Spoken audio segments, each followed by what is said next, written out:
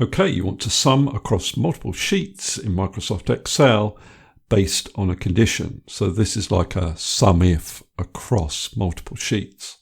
I'm going to show you two ways of doing this. The first method will work whatever version of Excel you have, and the second method will work if you have Excel 365. So let's start with the method that will work in any version of Excel. Now, unfortunately, you can't use 3D referencing with SUMIF. You can use it with functions like sum and average, but not with SUMIF. So we have to work a little bit harder. Now, first of all, I just want to show you how Excel references a cell on another sheet. If I say equals and then click on the Ireland sheet and then select a cell, say I select cell E2. So the way in which that cell is referenced is with the sheet name followed by an exclamation mark and then the cell reference. Now, if this sheet down here had a space in its name, like that, it would reference it in a slightly different way. You can see we have these apostrophes on either side of the sheet name. So that's worth remembering. Just take that back to Ireland. Now, the next thing I need to do is tell you a little bit about the indirect function. Now, if you've not used indirect before, it allows you to use a text value as a cell reference. So for example, if I put cell reference A2 there and then use the indirect function referencing that cell, you can see it returns the value in A2.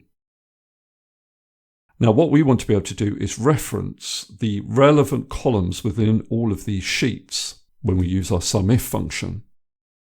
I want to be able to reference column I in all of the sheets for my range and column J in all of the sheets for my sum range.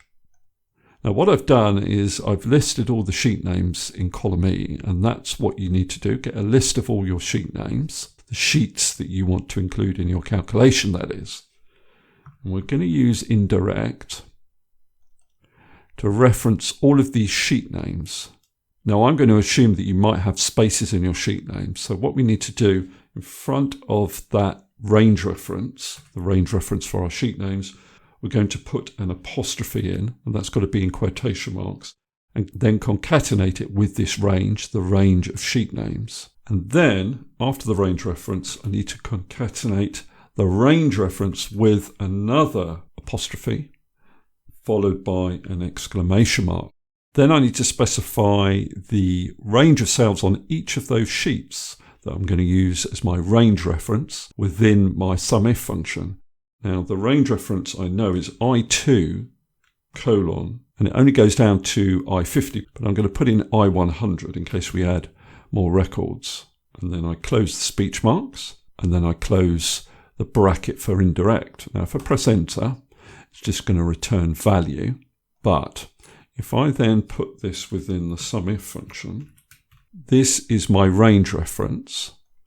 My criteria is here in A2, and then my sum range reference I'll also use indirect for. So I'm going to copy that, copy the indirect formula we currently have, paste it in here, and my sum range is in J2 to J100.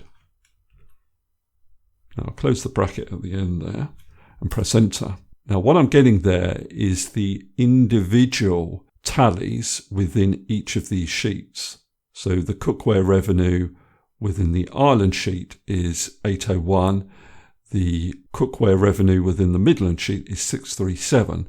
Now I actually just want a sum of these values.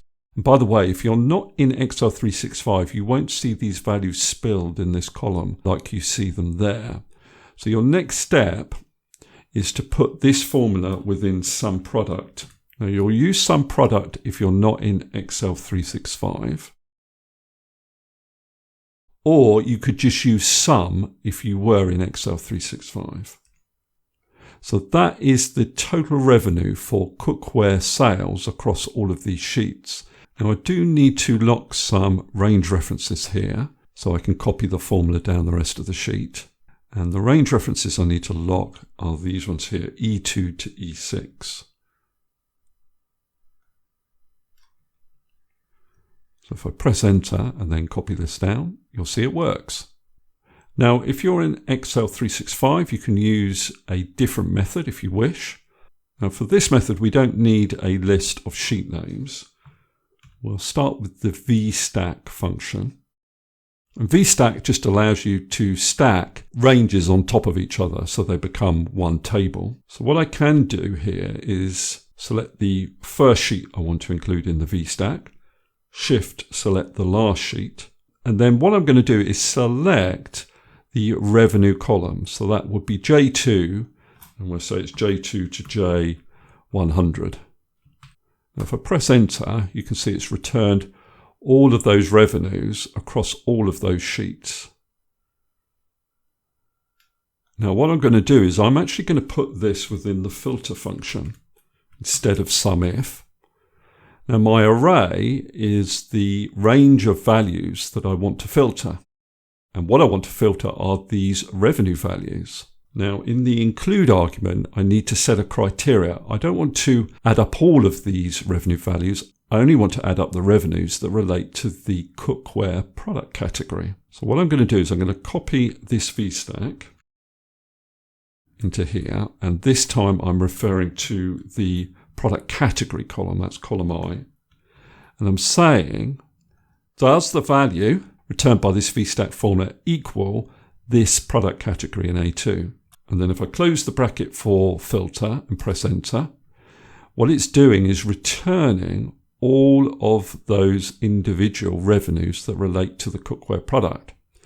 And what I then need to do is add up those values.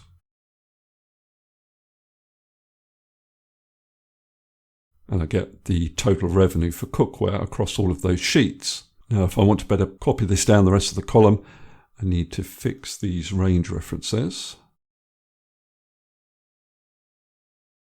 And then I can copy it down.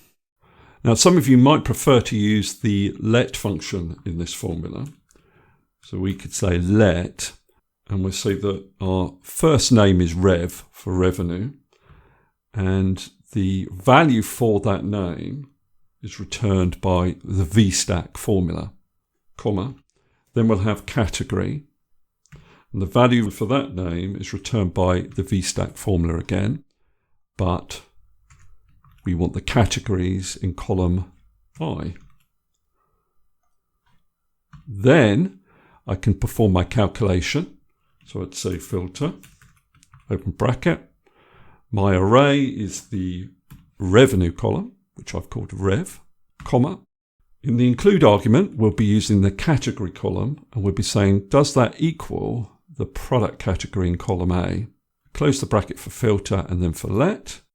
I need to sum the results of the filter function. And I need to lock these range references. If I press enter and then copy it down, you can see it works. Okay, that's all I wanted to cover in this particular video.